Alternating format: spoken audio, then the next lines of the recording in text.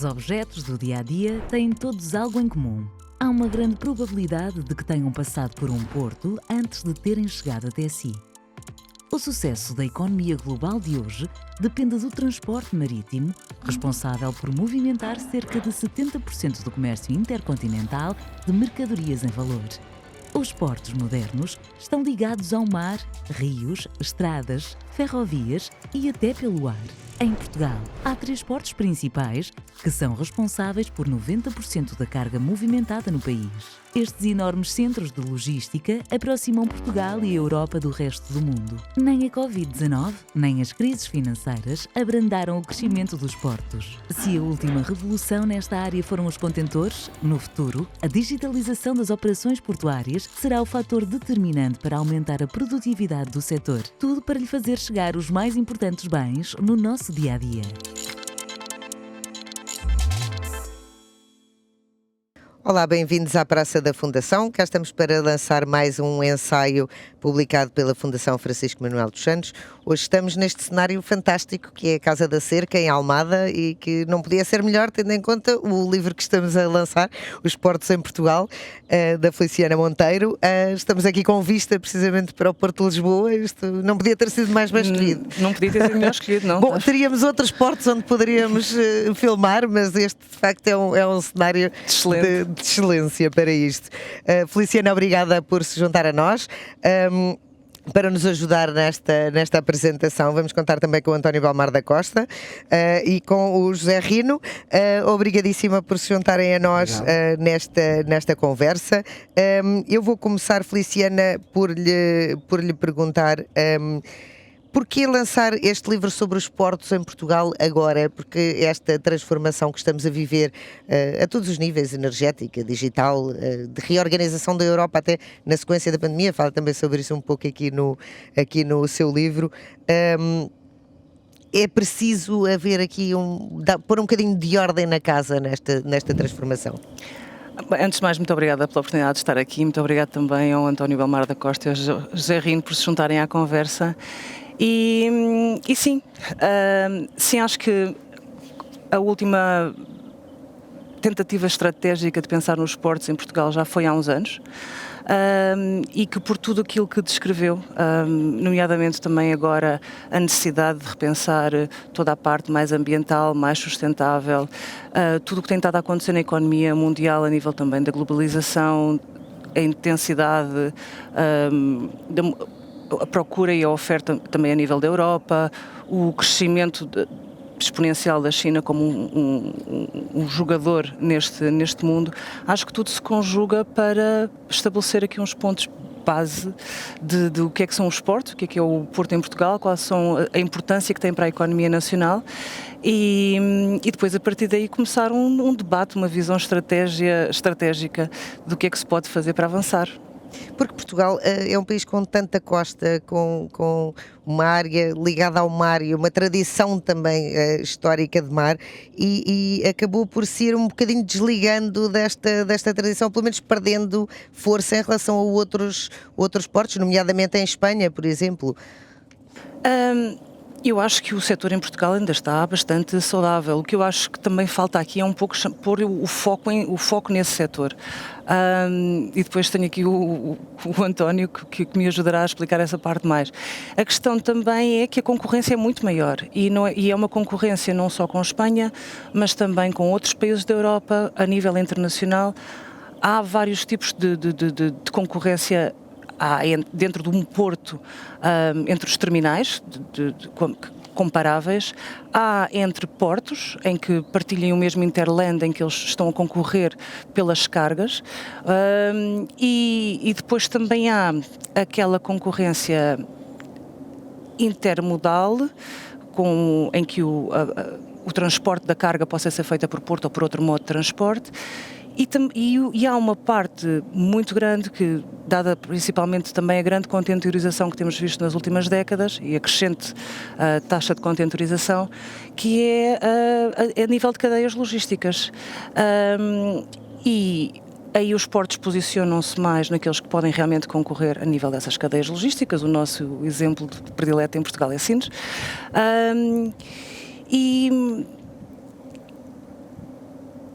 E Portugal tem condições, não daria, não é uma crítica, não está mal. Está, penso eu, na altura de pensar com tudo o que temos, com o potencial tremendo que temos, como falou da costa, como é que nos podemos posicionar. E eu já sei que tradicionalmente nós, os portugueses, não são muito de planear estrategicamente a longo prazo. Vai acontecendo, não é? Mas porque não começarmos a desenvolver um pouco mais e avançar por aí e puxar por este potencial que é grande e que se pode desenvolver bastante. António, fazer esse planeamento muito mais de raiz, perceber onde é que pode haver complementaridade, onde é que pode haver... Eu acho que faz todo o sentido repensar os portos à luz dos acontecimentos que nós vivemos hoje. E eu acho que isso é extremamente importante e em Portugal é um exercício que tem que ser feito, que ainda não está completamente feito, e portanto que este livro vem ajudar, no fundo, a dinamizar essa vontade, esse encontro de vontades e de percepção clara do que é preciso fazer para trabalharmos todos em conjunto para o bem da economia em Portugal. Os portos portugueses, depois da crise mundial ali de 2008, 2009, em que o comércio mundial diminui e depois que rapidamente há uma retoma, os portos portugueses responderam muito bem a essa retoma. Nós em Portugal, inclusivamente, não chegámos a ter a queda que tiveram os outros países de uma forma global, porque compensámos, enfim, o nosso trade muito com o mercado de Angola nessa altura. Portanto, não caímos, mas fomos crescendo e os portos cresceram bastante ao longo dos últimos anos e havia capacidade instalada para acomodar esse crescimento. Acontece que dá 3, 4 anos para cá isso já não se verifica e agora foi preciso entrar num novo ciclo de investimentos nos portos. E se nós conseguimos juntar esse novo ciclo de investimento a um pensamento estratégico sobre a importância que os portos podem e devem ter em Portugal, porque não é só a conectividade que nos dão e as economias são tanto ou mais ricas quanto maiores as conectividades que têm, mas também como nos pode projetar a nível global e a nível mundial. Eu acho que é bom ter Mas algo. É possível fazer isso quando sentido. temos empresas diferentes a explorar portos diferentes? É possível, porque muito da política portuária, da estratégia portuária, em primeiro lugar, é definida, é caracterizada por ações a nível governamental. Depois, os privados rapidamente se adaptam e trabalham bem entre si nesse sentido, porque eles percebem claramente que são complementares. Todos têm a ganhar. E que isto é um queijo que aumenta para todos. E, portanto, eu acho que sim, que isso não é por aí que nós não vamos lá. Nós vamos lá muitas vezes por uma falta de uma visão estratégica em que, e isto tem muito a ver também com o que nós definimos como o mar, como um ativo que Portugal devia repensar portanto, repensar e colocar de outra forma nas suas prioridades. Mas isso é uma discussão que nós temos há 40 anos. Mas depois nunca damos o passo, porque efetivamente, ao nível alta esfera governamental, nunca está na prioridade. É dito, é bonito dizer, mas para isso é preciso concertar toda uma política, estratégia, que nas várias áreas governamentais que concorra para isso. E quando nós temos, e como temos agora mais uma vez, as várias valências do mar espalhadas por vários ministérios e não temos ninguém por cima a coordenar tudo isso, é certo e sabido que nós não vamos lá chegar mais uma vez.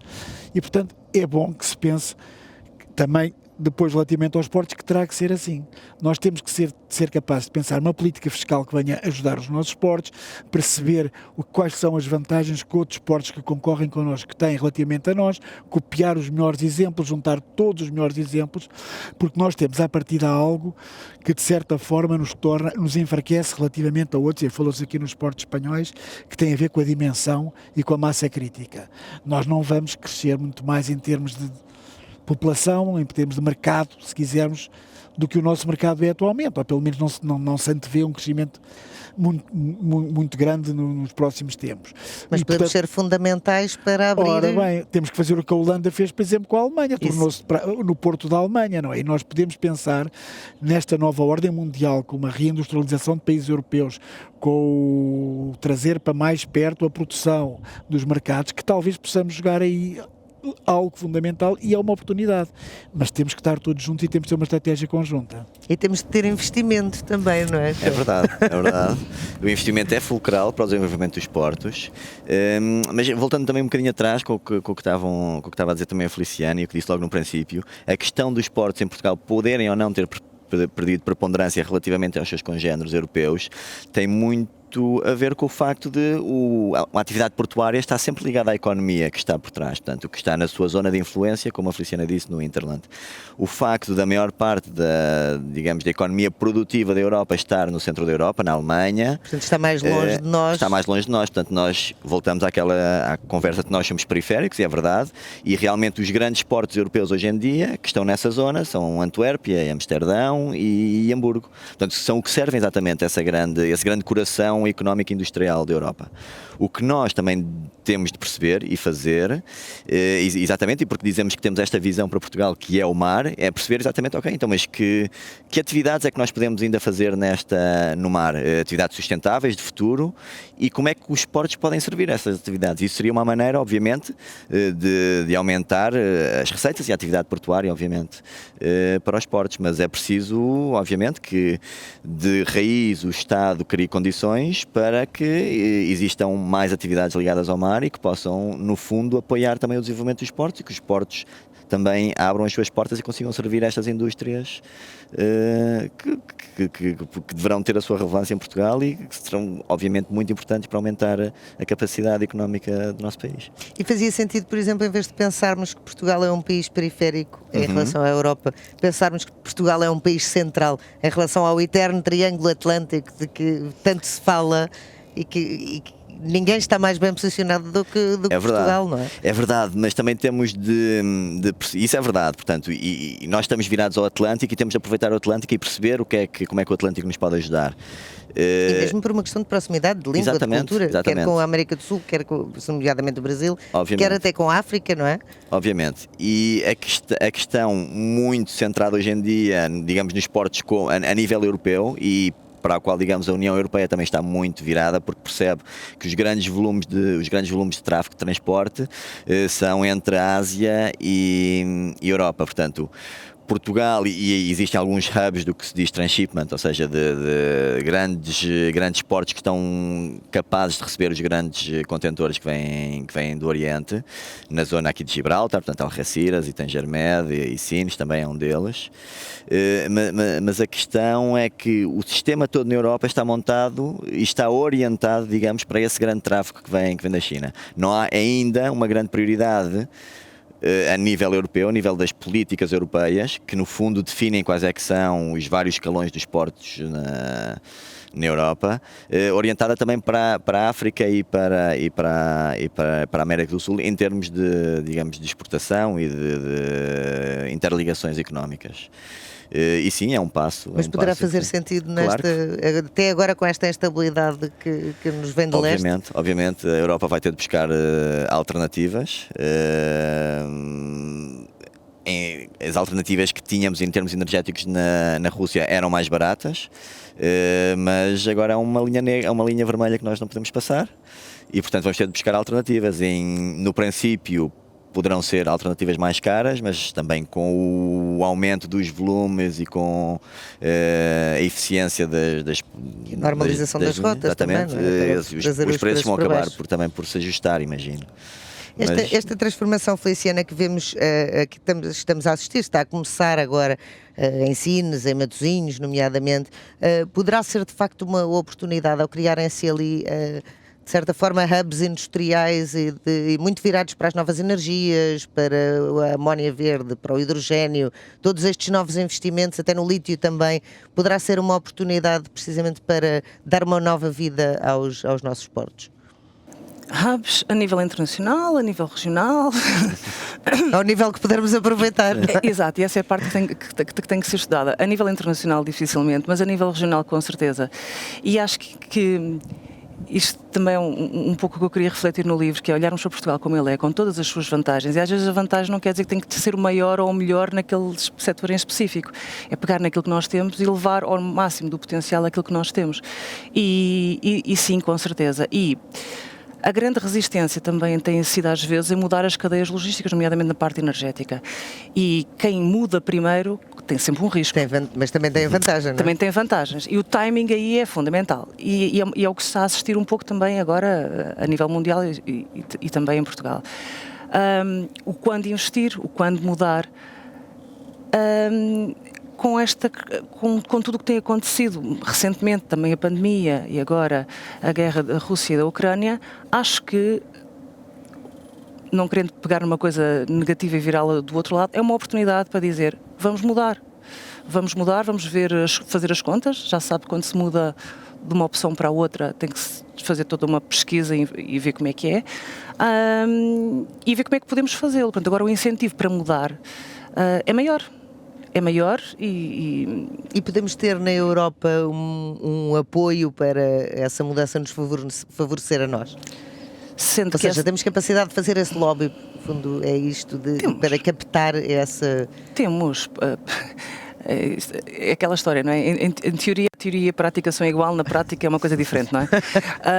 Mas em teoria temos, porque não? Aliás, temos bastantes condições. Portugal, historicamente, é um país de diplomatas. Nós somos reconhecidos, pelo menos no meio, como ter know-how, ter história, ter tradição. E falando um pouco do que se fala no livro, há que pensar numa estratégia e há que ir juntos. Há que não... Se formos juntos, temos uma voz importante. Cada um punha na mesa o que é que precisa, mas há que pensar, há que falar e dizer isso dá-me jeito, isso não me dá jeito, eu assim vou, assim não vou ao jogo. E depois, quando for então a Bruxelas ou ao Banco Europeu de Investimento no Luxemburgo, porque não, aparecer com um projeto consistente, coerente e ver. Mas temos todas as condições, diria que sim. Mas falta-nos também aqui, nós temos algumas carências a nível de infraestruturas, por exemplo, este novo investimento, que é outro que é eternamente falado na ferrovia e depois tarda em ser feito, será fundamental para esta transformação se operar com sucesso? Hoje em dia os portos são apenas nós de uma cadeia logística global e nessa cadeia logística têm que estar ancorados todos os meios de transportes que redistribuem no fundo à chegada e recebem para depois à partida. E portanto é fulcral efetivamente a ferrovia. Estamos a caminhar. O que está planeado está bem feito? Eu não vou discutir, é sempre assim, o mérito do que está ou do mérito do que está é o que é. Está feito e agora temos que olhar para a frente e ver como é que vamos melhorar e como é que vamos potenciar, no fundo. Mas convém pelo menos começar-se a fazer. Eu acho que é mais... De uma vez para sempre convém deixar-se os estudos e o planeamento e tudo isso e fazer-se. E isso é fulcral. Porque nós, efetivamente, em tudo que... Nesta área não só... Planeamos, estudamos durante anos. Bom, o exemplo do aeroporto, eu acho que de Lisboa é caricato nesse âmbito. De qualquer forma, eu acho que temos que ter a ferrovia e ela tem que estar ao serviço, no fundo, de todo o trade que passa pelos nossos portos. Eu estava, enfim, ouvi com atenção aqui a Feliciana e o Zé também e estava a pensar que na nova geoestratégia mundial há fatos marcantes que se nós soubermos posicionarmos e tirarmos partido deles, vamos seguramente melhorar e potenciar tudo o que temos. Primeiro, no mercado da contentorização, que como já ouvimos aqui, vem exatamente da fábrica do mundo, da China, componentes para montagem, produtos acabados para aí fora, o Ocidente percebeu com a pandemia que não pode estar totalmente nas mãos da China, no fundo, e cometeu esse pecado enorme de colocar lá toda a produção e de um momento para o outro viu-se refém de tudo isso. E, portanto... E está ainda, aliás, com os custos não, que e vai estar, estamos a ver. E vai demorar uns anos valentes a mudar essa política e não vai ser pacífico e não vai ser como antes, mas vai alterar-se, vai haver uma reindustrialização, eu penso, no Ocidente, vai-se aproximar a produção e consumo e, portanto, com o tempo, isso irá modificar o que existe hoje. E eu acho que isso vem em nosso benefício, ou pode vir em nosso benefício. Por outro lado, toda a questão do fornecimento de energia a nível europeu também vai ter que se alterar. O que a Alemanha fez é inaceitável, de colocar-se completamente na mão da Rússia, no fundo, em termos energéticos, e, portanto, começámos a ver a possibilidade, através de Sines agora, da importação do gás e por aí fora, e até de redistribuição. Tivemos a França que se opôs durante anos e anos e anos, porque queria defender a sua energia nuclear. Opôs-se. Não passava nada dos Pirineus. Depois, provavelmente ter outra abertura, e, portanto, isto vem potenciar claramente o Porto de Sines nesse sentido. E depois temos a parte também daquilo que se chama, nós chamamos no shipping o mercado dos grãos, que é as sojas, os trigos e por aí fora, em que nós recebíamos muito da Ucrânia, como sabemos, e nos anos mais próximos não vamos seguramente contar, enfim, infelizmente, com esse país como fornecedor, e vamos cada vez mais importar do continente americano, penso eu, e numa segunda fase talvez da África, se lá chegarmos. E, portanto, isso pode jogar tudo a nosso favor, torna-nos mais centro do mundo. Já está, deixamos de ser periféricos. Pois, eu não vou também, mas também posso dizer, até na questão dos passageiros e dos cruzeiros, nós estamos a assistir neste momento a isso, obviamente que lá em cima no Báltico estão a evitar completamente, São Petersburgo acabou enquanto destino, e portanto quando acaba um destino, todo o par de destinos que é junto também se vai embora. E há uma redistribuição desses turistas. Exatamente, e ao mesmo tempo na Noruega está a haver uma pressão ambiental muito forte para impedir, por causa ali nos fiordes, que há pouca altura de água, muitos navios lá. E, portanto, tudo isto vai vir para o Mediterrâneo e para aqui para a costa atlântica e, portanto, também aí temos um potencial. Portanto, eu acho que a história está a jogar a nosso favor. Vamos lá ver se nós somos capazes de aproveitar como deve ser. E de agarrar. Porque temos outra coisa fantástica cá, nós temos, a nível digital, muitas vezes não se fala nisto, nós temos sistemas do mais avançado que há no mundo. Nós tínhamos a JUP, que funcionava muito bem, que era pioneira na Europa, era do melhor que havia na Europa. A JUP é a Janela Única Portuária. E já estamos agora na Janela Única Logística, que até ao final do ano está implementada em todos os portos, e mais uma vez seremos, pelo menos a nível europeu, estamos no top. E, portanto, temos toda a questão dos cabos submarinos, a amarração, não é? Também. Depois temos profissionais capazes e capacitados para trabalharem nesta área com muita vontade, porque nós temos a facilidade nas línguas, temos esta questão diplomática que somos bons nisso, muito melhores que muitos outros, e portanto somos capazes de atrair pela nossa simpatia o negócio para aqui. Temos os instrumentos digitais, como disse, as ferramentas, temos bons portos, portanto, está cá tudo. José, temos capacidade para atrair, temos depois capacidade para fixar? Também vai ser um aspecto muito importante, fixar depois, não só atrair novos negócios para aumentar a atividade portuária e depois conseguir mantê-los. Porque essa não tem sido a grande dificuldade, o atrair nós ainda vamos conseguindo, mas depois as pessoas acabam por desistir entre dificuldades burocráticas, logísticas, organizativas. Sim, mas eu diria que digamos, na parte de gestão logística, como muito bem disse, nós damos cartas e conseguimos fazer bem essa gestão. Na parte, se calhar, da implementação dos projetos e de novas empresas, se calhar haverá muita burocracia, haverá muito trabalho a fazer e coisas a melhorar para podermos atrair investimento estrangeiro. E a parte da competitividade fiscal? Também é uma questão muito importante, mas é uma questão que abrange, que eu diria que abrange todos os setores, não só o portuário. A nível de, se nós tivermos um vizinho, se for assim em Espanha, e agora com a história dos combustíveis é muito simples, portanto, Espanha diretamente dá X de desconto nos combustíveis. Exatamente. Sim. E Portugal tem um sistema que se tem de pedir e meter o papel e ir à internet. Depois não baixa tanto quanto era suposto. Portanto, é complicado, obviamente, mas nós temos de aproveitar essas oportunidades e há muitos portos hoje em dia na Europa, e nós podemos ir ver esses exemplos, que transformaram completamente o seu modelo de negócio, que eram portos que estavam dedicados, por exemplo, a combustíveis fósseis, a segmentos de carga muito tradicionais e que já se estavam a esbater.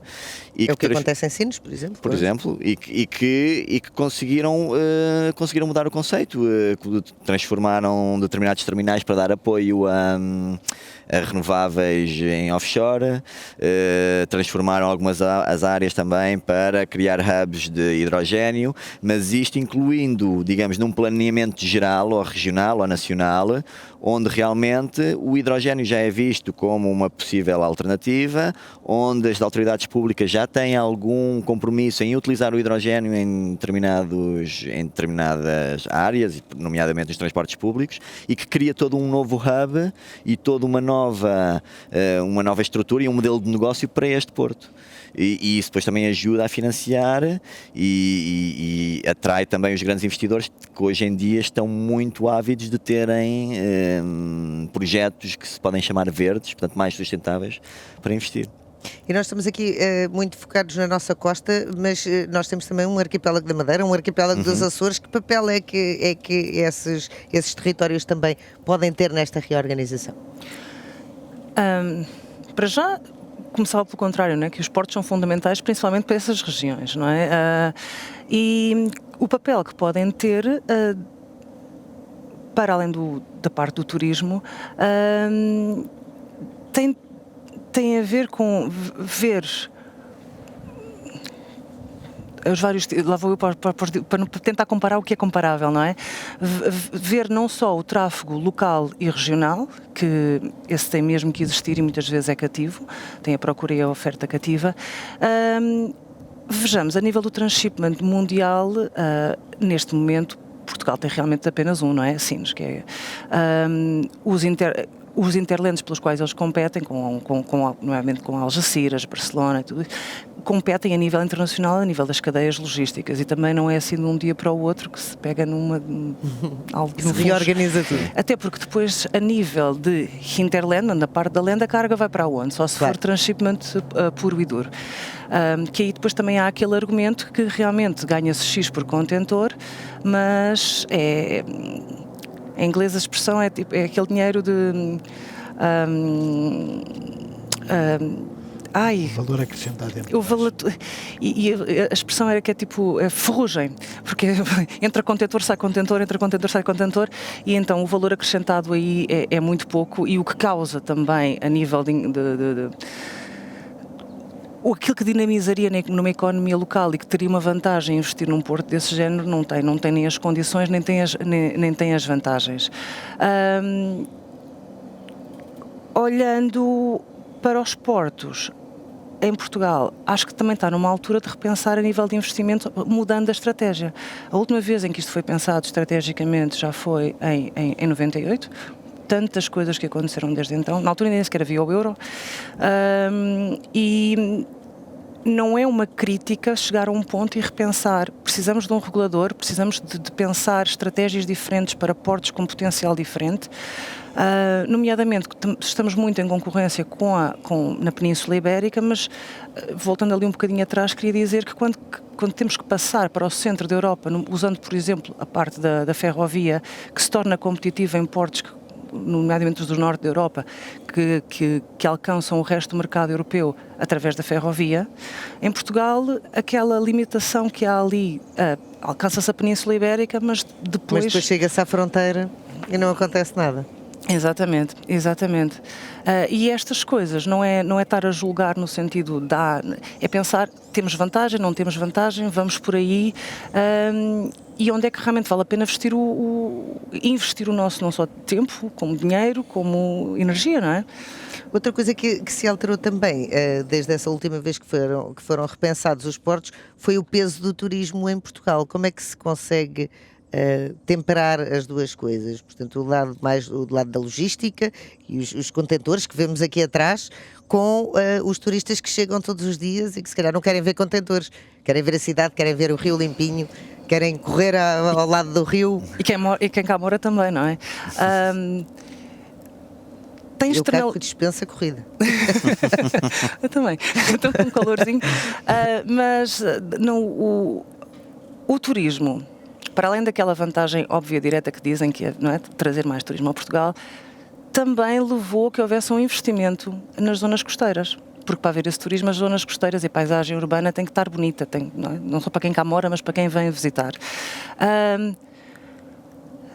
Normalmente, e com exceção ali dos cruzeiros, que têm alguns inconvenientes, tem que se ter cuidado como é que se faz, para que haja a prioridade da paisagem urbana, e cada vez mais o público, não é? Quer o visitante, quer o local, isso é um tema importante. Também a parte do ambiente muito envolvida nisso. A nível dos turismos de cruzeiro, é importante saber onde colocar o terminal, porque não pode ficar muito longe de onde os turistas vêm, mas também não pode ficar mesmo num sítio onde bloqueia toda a paisagem e a arquitetura e mesmo urbana. onde acaba por criar problemas, não é? E Porque quando desembarcam 5.000 turistas ao mesmo tempo, de repente não conseguem ir a lado exato, nenhum, não é? Exato, pronto, é preciso ter cuidado com as infraestruturas quando eles chegam, como distribuir todo esse pico, não é? É como se chega ali um paquete que é praticamente uma cidade, para além de bloquear o sol nas suas imediações, as pessoas saem todas e é preparar para esse pico, preparar as infraestruturas para picos grandes e depois a seguir quedas, é preciso ter cuidado. Mas faz. O Funchal falo bem e há exemplos a nível mundial onde isso é bem feito. É preciso estar consciente que é preciso ter cuidado. Mas esta convivência pode ser uma tem coisa vantagens natural. não só as diretas, porque ainda há pouco falámos, e o António tem muita experiência na parte do turismo de cruzeiros, que era, não é só essas pessoas que vêm, é que depois quando vêm por pouco tempo, por exemplo, a Lisboa, a Funchal, a Leixões, e depois quando voltam, vêm com vontade de voltar à cidade, com mais calma, a conhecer. Portanto, há toda uma onda de benefícios económicos, comerciais, locais, que não para naquela viagem. Se prolonga. Exatamente. E é assim, António, é possível haver esta convivência pacífica? Não, tem que haver essa convivência pacífica, não é possível, tem que haver, porque quer nós gostemos ou não gostemos, a nossa vocação enquanto país, enquanto cidade, enquanto ilhas, é viver também do turismo. E muito do turismo. E o turismo tem vários segmentos, várias vertentes, e todas elas têm que ser olhadas e procuradas ser potenciadas. Isto que acabámos de ouvir agora, há estudos feitos por organizações muito credíveis que dizem que 70% dos passageiros que passam em trânsito aqui, num porto, em Lisboa, no Funchal, em Leixões, 70% voltam depois, uma semana de visita à cidade, à região. Também, hoje, são pessoas que têm um determinado poder nos locais onde vivem, que são ótimos transmissores e publicitários, no fundo, da nossa excelência a nível do turismo. E, portanto, temos que olhar para esse lado também. E, portanto, não é só para as questões deles chegar e serem incómodos, desaguarem de repente 4, 5 navios com 2.000 passageiros cada um e mais 700, 800 tripulantes cada um, e vem tudo para a cidade e vai tudo visitar as mesmas coisas normalmente. Não é só olhar para isso tem que ser ordenado. Como em tudo na vida, essas coisas carecem de um ordenamento, portanto tem que ser falado com as companhias, tem que ser tratado. As autoridades, as entidades que estão ligadas a esta área têm que, entre si, cá está, combinar se uma visita à Torre de Jerónimos, um navio das 10 às 11, o outro faz essa visita das 11 ao meio-dia para ir fora, para minimizar todos os possíveis conflitos, mas faz-se. Não estou a dizer que se faz bem, há sempre essa conflitualidade. Eu conheço o caso de Veneza, onde a população revoltou-se contra os cruzeiros. Barcelona, que teve que parar de crescer por causa disso. Lisboa, eu julgo que nós não estamos ainda a ter que parar de crescer, estamos a atingir já um nível bastante elevado. Era bom que conseguíssemos dar a volta, e essa é a grande aposta, não é fácil, que é passar a tornar Lisboa um porto de turnaround, que isso implica normalmente vindas com dormida, chamado pré-cruz, e depois o pós-cruz nas saídas. Exato. Portanto, ser aqui o embarque e desembarque de passageiros, e que essa vertente ganhe maior peso, que é o que, no fundo, o que dá mais valor acrescentado a uma escala de cruzeiros. Mas eu penso que podemos crescer, eu acho que tem que ser pensado, acarinhado e visto. Muitas vezes não é mais fácil pôr uma notícia que polui não sei o quê, que é isto, que é aquilo, e as pessoas compram muito esse tipo de notícias sem pensar depois no resto dos benefícios. Mudando completamente para a carga, há uns anos atrás nós ouvimos uma cruzada contra o Porto de Lisboa, porque isto, por aquilo e por aquilo outro. O Porto está aqui atrás. Eu acho que o Porto se redimensionou à escala do Lisboeta, aquilo que era necessário. Eu não ouço hoje em dia nenhum Lisboeta dizer que não pode fazer o seu exercício, que não pode usufruir o rio por causa do Porto. Tem espaço mais que suficiente. O Porto ocupa aqui um espaço aqui atrás, depois ali para o lado de Santa Apolónia do espaço, mas o rio, a margem é enorme, há espaço suficiente. Para tudo. Há espaço suficiente. Está por resolver ainda a questão dos contentores terem que passar pelo meio da cidade. Isso tem que ser resolvido para minorar todos esses conflitos. Mas isso é a tal aposta que passará pela ferrovia muito mais eficiente. Exatamente, mas cidade e Porto têm a obrigação de crescer em conjunto. Eu visitei há uns anos, até com jornalistas económicos, o Porto de Hamburgo e o Porto de Barcelona para lhes mostrar claramente que não têm nem devem ser antagónicos, porque um cria a riqueza que o outro precisa e vice-versa. E, portanto, é assim que nós vamos todos melhorando. É assim, José? É assim mesmo, estou totalmente de acordo e falámos agora aqui no caso de Barcelona, eu posso dar o exemplo, vivi lá e trabalhei muitos anos. E à volta do Porto de Barcelona, não só no segmento do turismo, mas em muitos outros segmentos, criaram-se várias indústrias, várias empresas que acabaram por ser líderes a nível internacional, ou porque produziam os que nós chamamos de ancillary equipments, que as mangas que sobem aos navios, ou porque começaram a produzir e a especializar-se em pequenos equipamentos de carga, de subida, portanto desenvolveu-se todo um microsistema à volta do Porto que gera empregos, gera desenvolvimento económico e que não incomoda visualmente. Incomoda, em algumas zonas obviamente incomoda, ninguém gosta de viver, eu acredito que ninguém gostasse de viver, pronto, ali ao lado dos contentores. Em Hamburgo, não sei, a zona industrial está muito na moda. Em Hamburgo, o metro quadrado mais caro é aquele que exatamente é do Porto. Pois, é capaz. Mas acho que tem de haver espaço para as duas atividades, porque também não faz sentido ter um porto com uma enorme atividade económica longe de um grande centro e depois não ter mão de obra que seja capaz de estar a trabalhar nesse porto e ter de acabar por também construir novas infraestruturas para chegar mais longe, para chegar a essa zona mais distante. E também tocando no aspecto da ferrovia, obviamente é importantíssima para todo, ou seja, para conseguirmos depois deste nó que é o porto onde chega muita carga, conseguir distribuir essa carga. E obviamente que há grandes problemas, principalmente para chegar à Espanha. Há grandes problemas na passagem da fronteira, há grandes problemas na ligação a Sines, há grandes problemas aqui só a nível ferroviário, só para sair daqui do contentor, daqui da zona de contentores de Alcântara. Portanto, acho que toda a gente sabe que tem de se cortar uma estrada, tem de ser só feita à noite, todo o marshalling, portanto toda a movimentação do comboio, de entrar e sair e arrumar outra vez, é um complicado, é uma operação logística muito complicada e temos de melhorar esse aspecto no acesso ferroviário aos portos portugueses, não só para conseguirmos distribuir melhor a carga em Portugal, mas também para conseguirmos chegar com a carga à Espanha, para conseguirmos ganhar algum mercado dos contentores ou de outro tipo de carga em Espanha e conseguirmos dinamizar ainda mais os portos portugueses.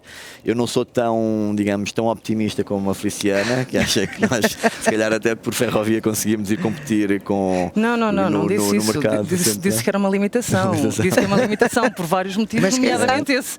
Hoje Espanha abriu mas eu acho que sim, claramente para a Espanha é preciso melhorar o caminho de ferro para conseguirmos ser competitivos também com os portos espanhóis e quer dizer, isto não é nada novo, ninguém está a inventar nada, portanto, por toda a Europa. Não é inventar a roda, é preciso planeamento, é preciso investimento. Exatamente. Investimento, é preciso dinheiro também. E depois também fazer as coisas com e ver os portos pelos que eles são, por exemplo, um porto de águas profundas como Sines, porque historicamente os portos desenvolviam-se em torno da cidade, não é? E o que acontece é que os navios cresceram de tal forma nas últimas décadas que esses portos agora já não os conseguem servir. Portanto, por mais que se invista em Leixões, nunca irá competir e ter as capacidades que tem o Porto de Sines, naturalmente um porto de águas profundas. O que é que Sines não tem? Não tem o Interland que tem Lisboa, que tem uma grande cidade com uma grande densidade populacional à volta. E é verdade que eu sou uma pessoa otimista, mas o que eu estou aqui a dizer é que tentar parar de se comparar o que não é comparável, não é? E depois dizer, e ver as coisas na medida certa. Leixões não chegou bem ao nível de contentores que chegou Sines. É natural, não é? Ou então dizer que sei lá, que Viana do Castelo não teve a mesma quantidade de cruzeiros que teve o Funchal, também é natural. E descomplicar e descomplexionar estas questões e dizer, olha, ali temos potencial para... E ver as coisas na medida certa, planear, investir, exatamente, não vai fazer estar as apostas certo. certas. O que é que precisamos? O que é que já temos? Como é que trabalhamos a partir daqui? E a ideia também do livro é tornar os esportes mais familiares com o cidadão normal. Porque acho que também, e eu trabalho no setor há 20 anos, e eu lembro-me de começar a trabalhar e dizerem-me, mas porquê? Não é? Tipo, não tens outras coisas mais interessantes para fazer. E eu que sou de economia dizia, mas vocês não percebem que os esportes são fundamentais para qualquer economia? E é um pouco isso. Como é que alguém pode defender ou entender o potencial de toda a economia marítima ou portuária e do impacto que isso tem na economia nacional, se não começamos a falar sobre isso e ter uma cultura geral básica do que é que o Porto é, o que é que não é, que tipos diferentes de portos é que existem, o que é que se pode fazer, qual é o potencial, aprender com melhores práticas de outros países e dizer ali não dá, mas aqui podemos, e então a nível do país, realmente, a parte em que eu sou otimista é que realmente é incontornável que há um potencial tremendo que podemos explorar mais. E temos a obrigação disso e temos aqui um excelente ponto de partida, os esportes em Portugal. Obrigada, Feliciana. Obrigada, eu. Obrigada, António. Obrigada, José. Muito obrigado. Até à próxima. Nós despedimos-nos aqui da Praça da Fundação, aqui na Casa da Cerca. Até à próxima.